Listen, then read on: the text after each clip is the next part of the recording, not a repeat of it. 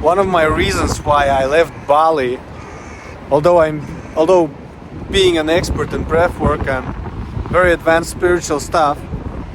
Well, first of all, you're not allowed to work there with that kind of within that area, because they protect their own healers and spiritual masters. So there is actually no visa that allows you to perform healing.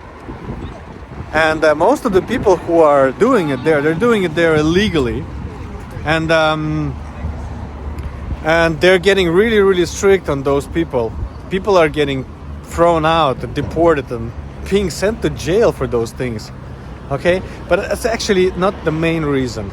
The main reason was that I realized that those people who really need what I do are actually here in the UK. Here is most needed for what I do. So if you're thinking about, going to the warm countries like Bali or India or everywhere so that you can do your stuff, if you're within this sector, you're working with, maybe you're teaching yoga or meditation or whatever, maybe you want to do it online like everybody else do. You know what? In all honesty, I think the market is too saturated for that. It's too late. There's too many people doing it. And the other thing is that you will always be kind of on the move, especially if you're in Bali. You gotta leave that place. If you don't have a long-term visa, you gotta go in and out every second month. It's annoying. And what you need, what you do, if you're good at it, is actually much more needed in Europe than it is needed there, because hey, there is 1,000 other people like you. There's just too much competition there. That's my experience. Okay? And as soon as I got back here, everything started to work out for me. People are interested, people really want it, and I am being useful to those who really are in need of what I can do. Okay? Stay tuned. Thanks for watching. Thanks for liking and subscribing. Another reason why I really love the UK. You see the parking warden behind me?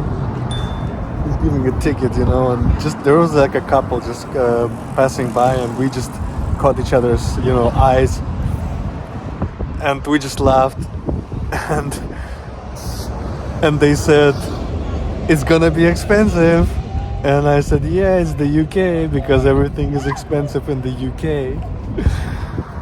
But everybody's laughing anyway. Yeah, actually, one of the worst things that I dislike about the UK is the parking wardens. And I think you can agree with me, those ones are actually, sometimes you want to do nasty things with them.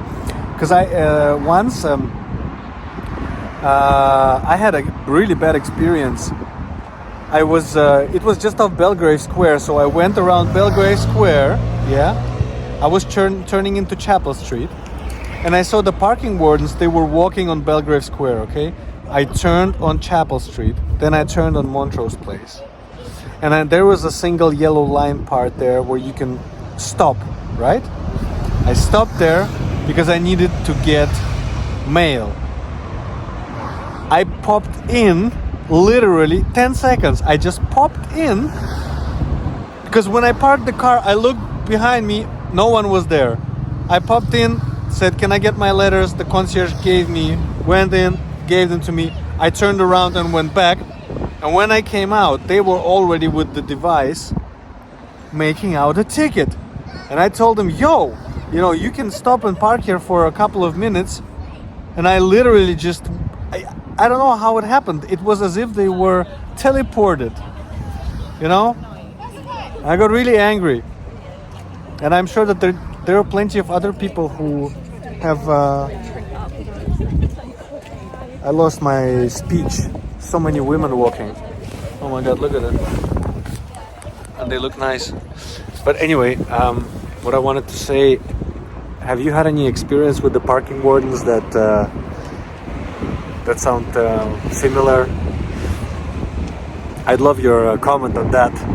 I'm pretty sure many people have Many people have stories about it. But look, you know what I've learned? The thing is, if the positive side of the parking wardens and this parking and the fines and the fact is that it is so expensive.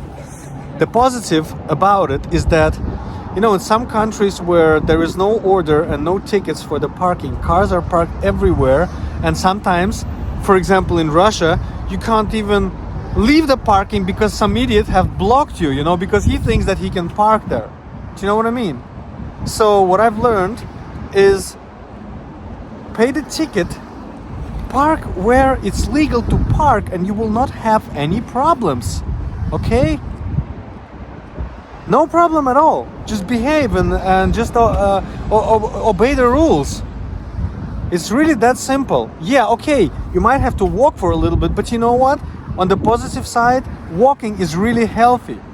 Okay? That is my opinion.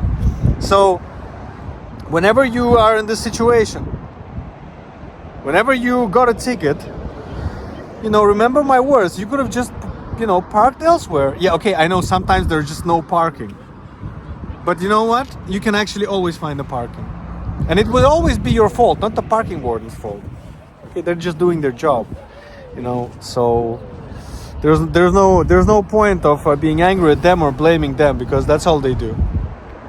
So I think this is also a great thing about the UK, that yes,